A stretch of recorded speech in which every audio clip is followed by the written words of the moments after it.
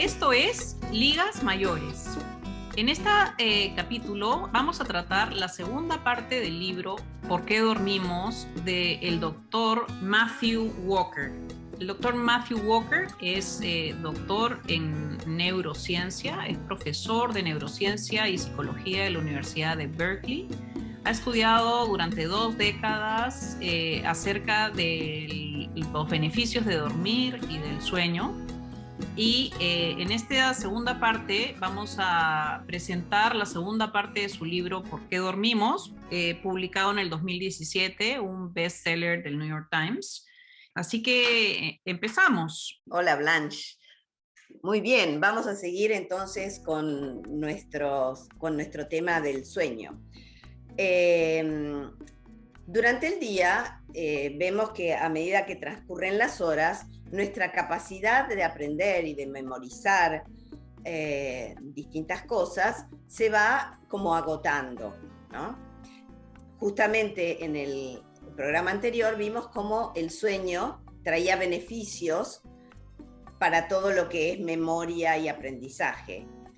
Ahora, tenemos una pregunta. ¿Qué pasa si durante el día duermo una siesta?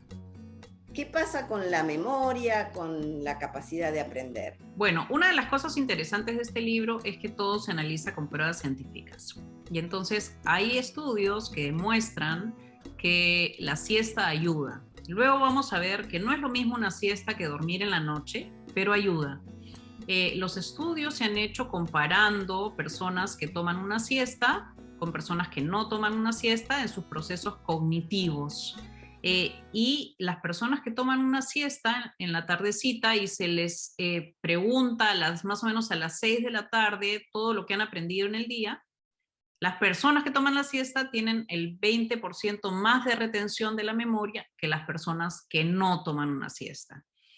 Sin embargo, es importante mencionar que las siestas deben de tomarse temprano, hasta más o menos máximo las 3 de la tarde, porque si las siestas se toman después de las 3 de la tarde, empiezan a cortar los procesos de sueño de la noche que tienen otra función. Entonces, la siesta ayuda en aliviar el cansancio, en la retención de la memoria y de las cosas que se dan en el corto plazo, ¿no?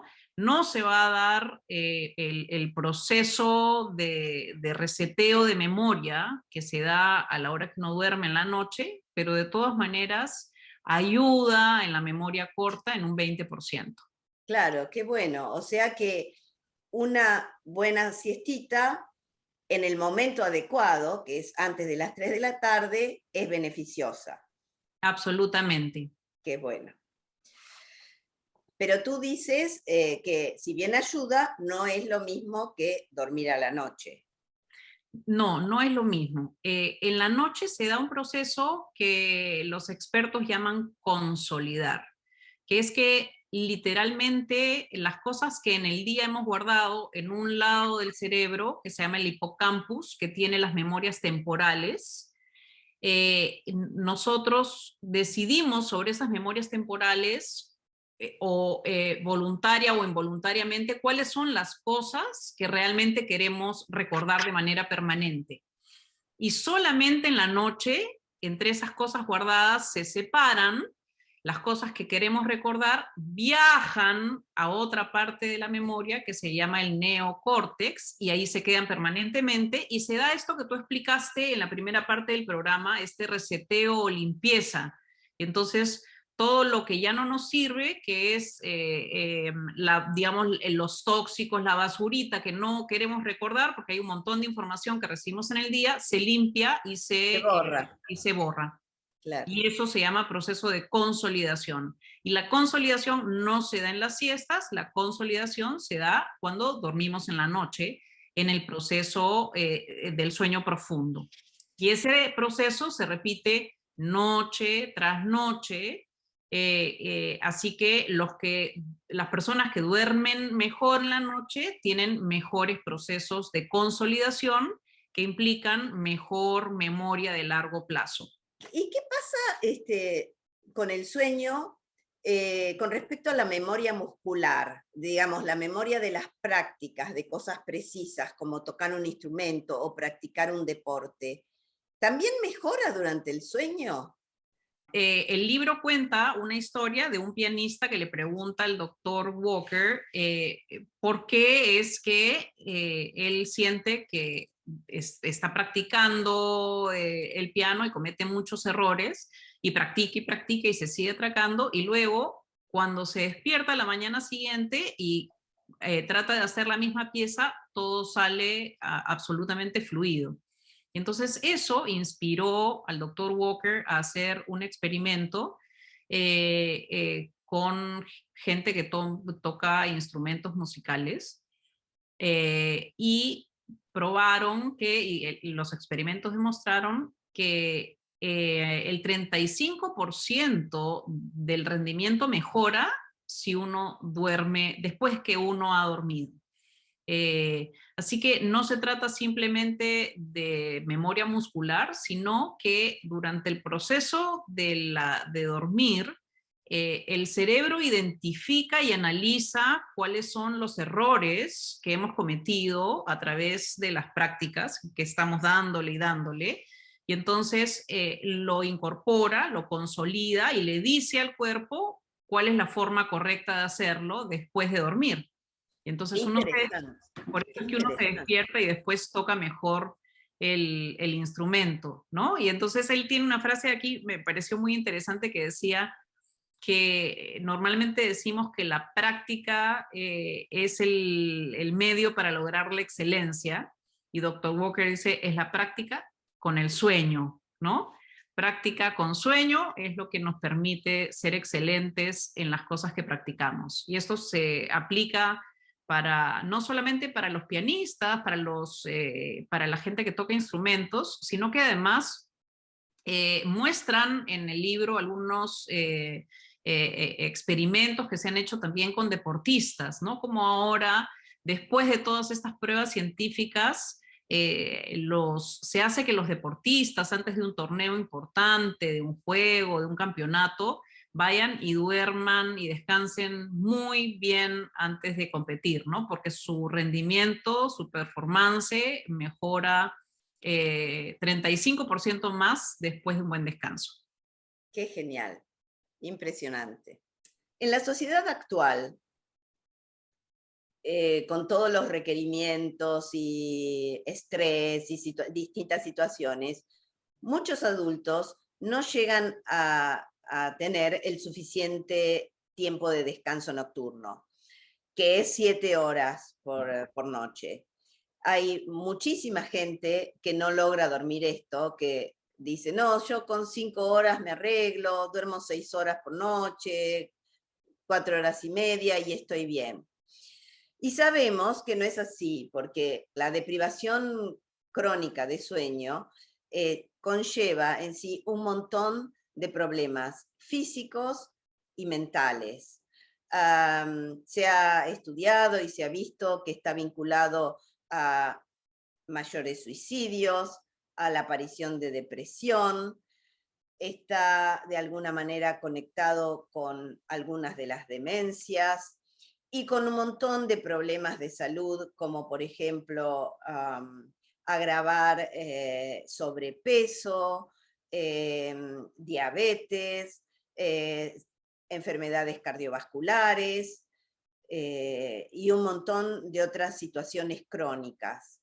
¿Cómo sabemos cuándo estamos durmiendo mal y que estamos afectando nuestra salud? Vamos a ir a algunos ejemplos en este capítulo, pero es importante lo que dices, que el mínimo tiempo de sueño es 7 horas, ¿no? Y está demostrado científicamente que menos de eso afecta los procesos cognitivos, y aunque alguien diga que con 5 horas le es suficiente, es porque, como explican con estos experimentos, las personas empiezan a acostumbrarse a dormir esa cantidad de horas. Pero cuando estas personas son sometidas a estos experimentos en los cuales se les acostumbra a dormir más horas, su rendimiento empieza a mejorar. Es decir, se acostumbran al bajo rendimiento porque se acostumbran a esas horas, a dormir menos horas durante la noche, pero podrían ser más eficientes y ser más rendidores si durmiesen más horas en el sueño. Y hay un experimento que se ha hecho en Australia sobre el impacto real que tiene en personas no descansar las horas suficientes. Y las consecuencias pueden ser enormes, ¿no? En Australia se ha hecho un experimento por el cual se compara a una persona que toma alcohol con una persona que maneja después de estar 19 horas despierto sin descanso. Lo que cuenta este experimento es que la persona que ha tomado alcohol hasta el límite permitido, cuando se encuentra manejando y está en una situación difícil en una carretera, sus reflejos se vuelven lentos. Y entonces es por eso que tiene un impacto, choca y tiene un accidente. Lo que sucede con la persona que no ha dormido y está cansada es que cuando la mayoría de accidentes en personas que no han dormido, lo que sucede es que están en el carro y no es que sus reflejos se van enlenteciendo como la persona con el alcohol, sino que simplemente se cae la cortina. O sea, está uno despierto y de repente está dormido. Y entonces la persona que tiene un poco de alcohol está despierto aunque sus reflejos sean lentos, mientras que el otro es como si fuera un misil que impacta a 60 millas por hora. Y entonces los accidentes de las personas que se quedan dormidas son aún peores que los accidentes de las personas que tienen un poco de alcohol permitido en la sangre, porque estas por lo menos reaccionan un poquito, mientras que la persona dormida impacta sin ninguna reacción. Claro, porque la persona que está deprivada del sueño, lo que tiene son estos microsueños, que mientras está manejando, literalmente se queda dormida al volante. Y al quedarse dormida no tiene ninguna capacidad de respuesta de nada y está dormido. O sea que se impacta, Absolutamente. claro. Es decir, que es mucho peor estar sin dormir que estar con una dosis de alcohol permitida en cuanto al Exactamente. riesgo de accidentarse. Y ellos analizan todavía el impacto que esto tiene si el conductor que se queda dormido es un conductor de camión, ¿no? Y la importancia de reglamentar a los conductores de camiones, porque un conductor de camión cansado es el más peligroso de todos los conductores. Sobre todo si, como se presenta en el libro, se sabe que el 80% de los conductores de camión en Estados Unidos tienen sobrepeso, el 50% son obesos, temas que están vinculados directamente con el apnea, que son los malos sueños, los ronquidos, el mal sueño, todas condiciones que hacen que estas personas tengan entre 200 y 500% más posibilidades de tener accidentes de tránsito. Y está demostrado que un chofer de camión, cuando tiene un accidente letal, en promedio se lleva consigo la vida de más de 4 personas, entre 4 y 5 personas. ¿Por qué? Porque cuando impacta un camión, Sí, hay muchos carros involucrados en un accidente, ¿no?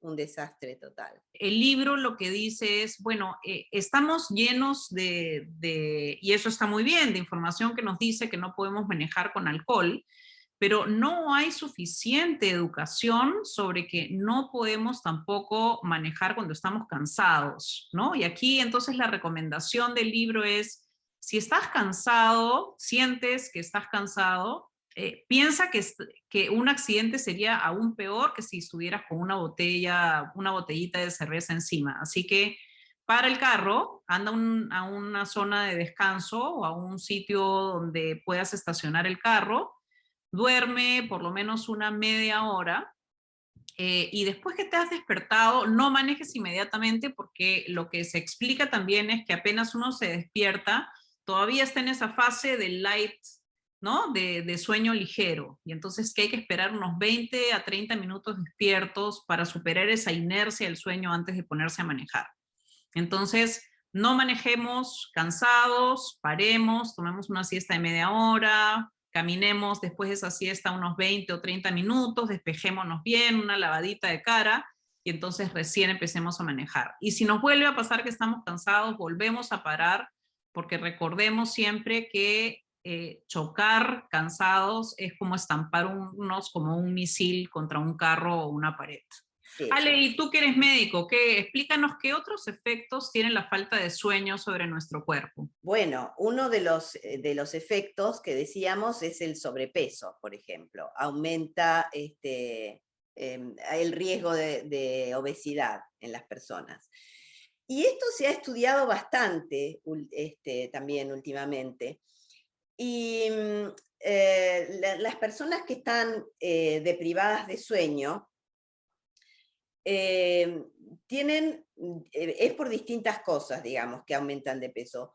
Una es que hay dos hormonas en el cuerpo, una que produce saciedad y la otra que produce apetito. En las personas que no descansan bien, aumenta la hormona que produce apetito y disminuye la que produce ansiedad. Entonces, las personas deprivadas de sueño comen más en general.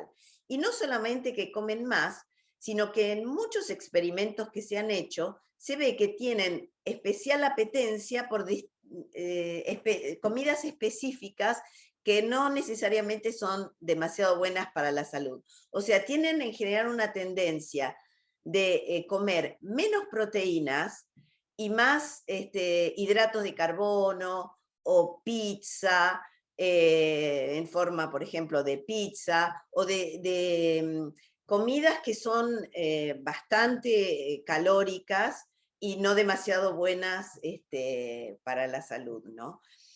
Además, las personas que están deprivadas de sueño son menos activas durante el día, o sea que probablemente quemen menos calorías, porque se sienten más cansadas, se muevan menos, comen más y comen comidas que no son demasiado saludables.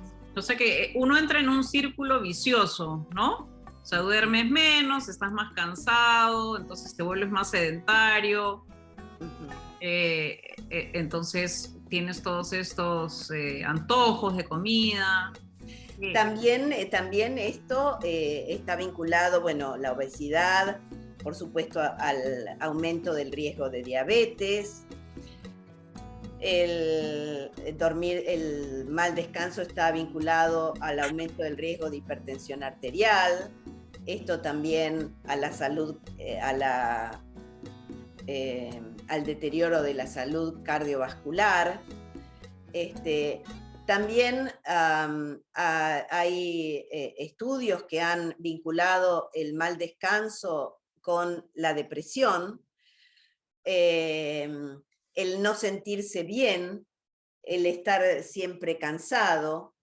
Hay muchos adultos que consultan y van al médico y consultan por malestares, por dolores varios, por que no se sienten bien, y no hay mucha cultura de analizar cuánto está durmiendo la persona, ¿no? Entonces no es un dato que se recaba demasiado frecuentemente en la consulta.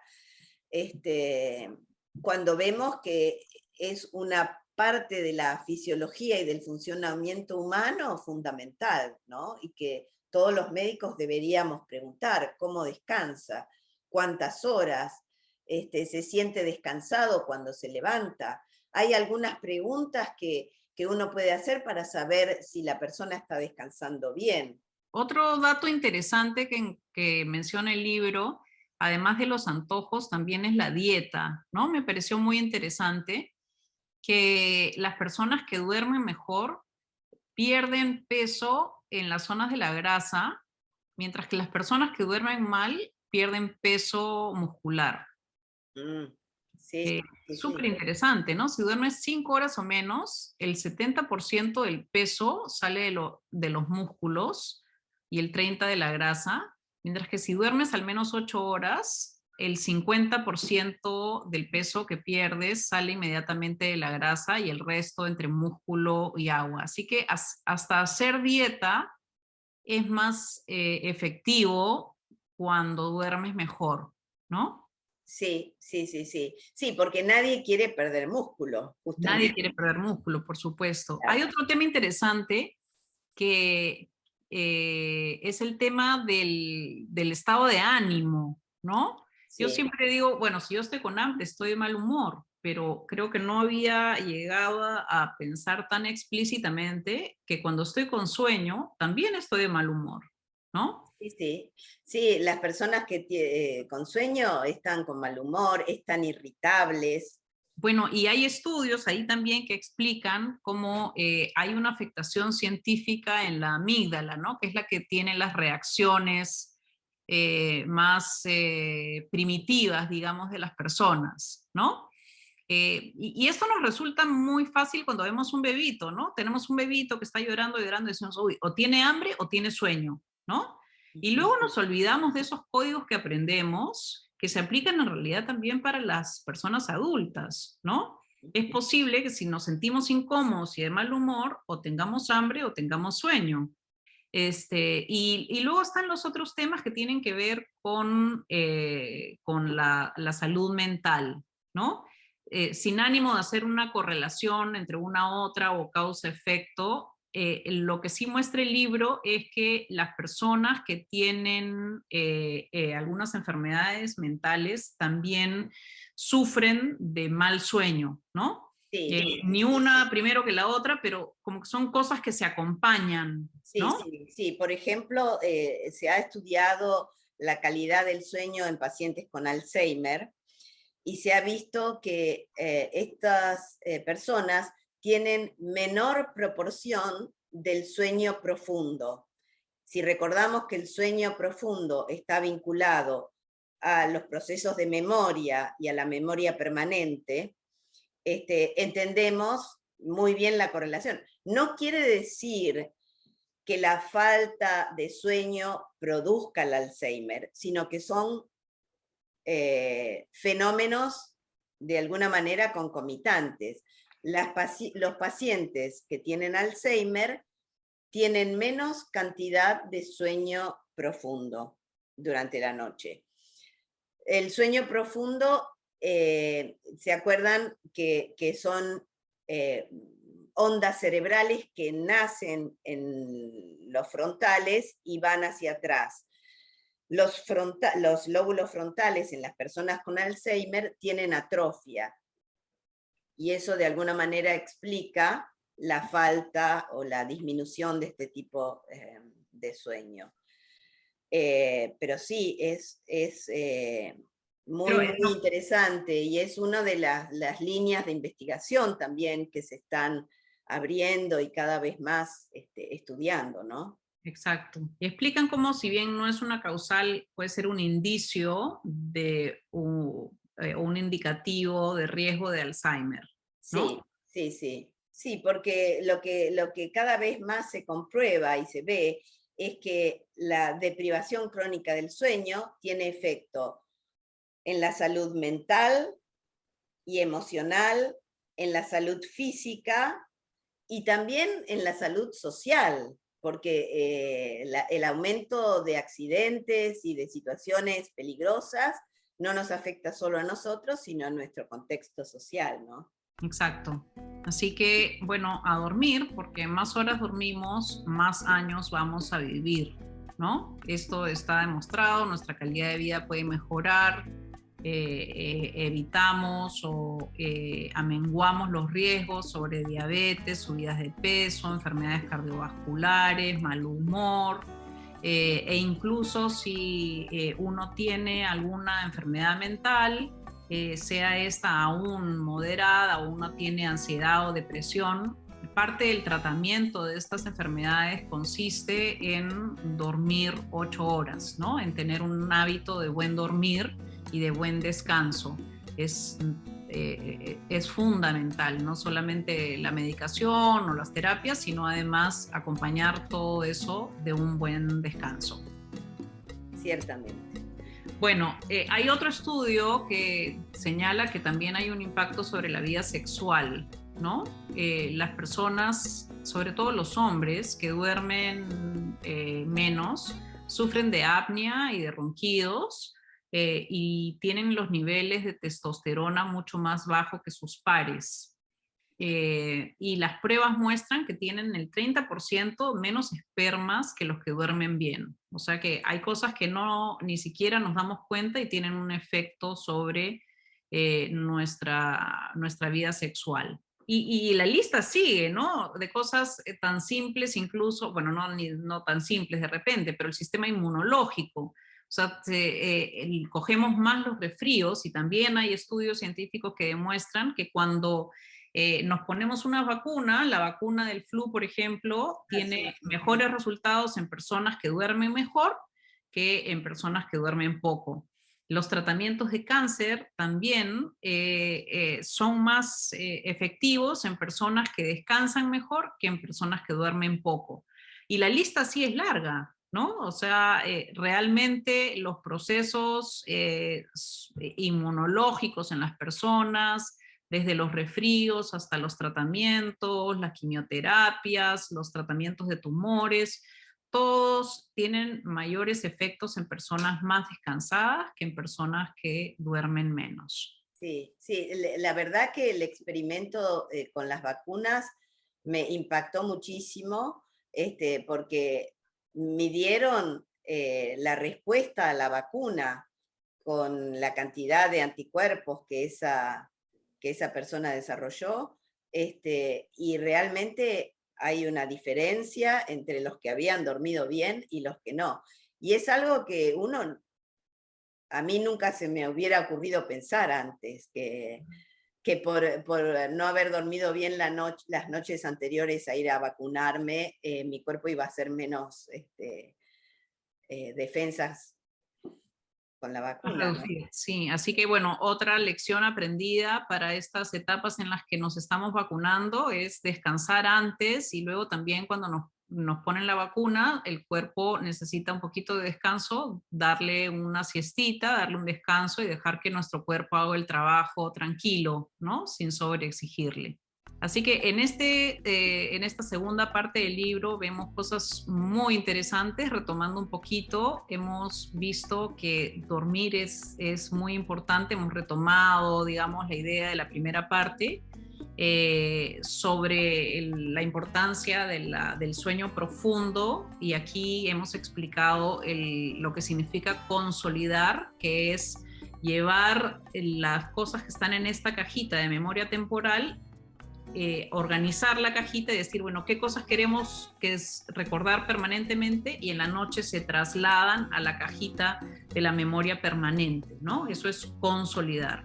Hemos explicado que las siestas también son muy importantes, aunque no hacen este proceso de consolidación, sí refrescan y mejoran la memoria de corto plazo, siempre y cuando las siestas se hagan antes de las 3 de la tarde. Son muy buenas porque después ya interfieren con el sueño de la noche, cortan el sueño en la noche y entonces cortan los procesos, estos otros procesos que Ale ha explicado antes, el de consolidar, el del sueño profundo y los procesos creativos del sueño REM.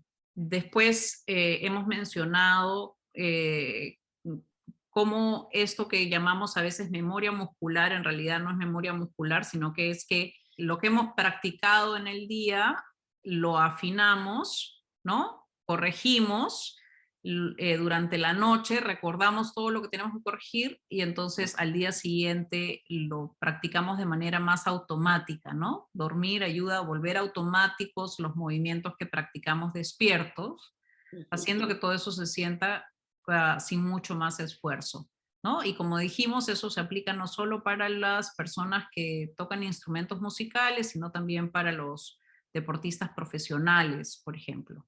O no profesionales también. O no profesionales también.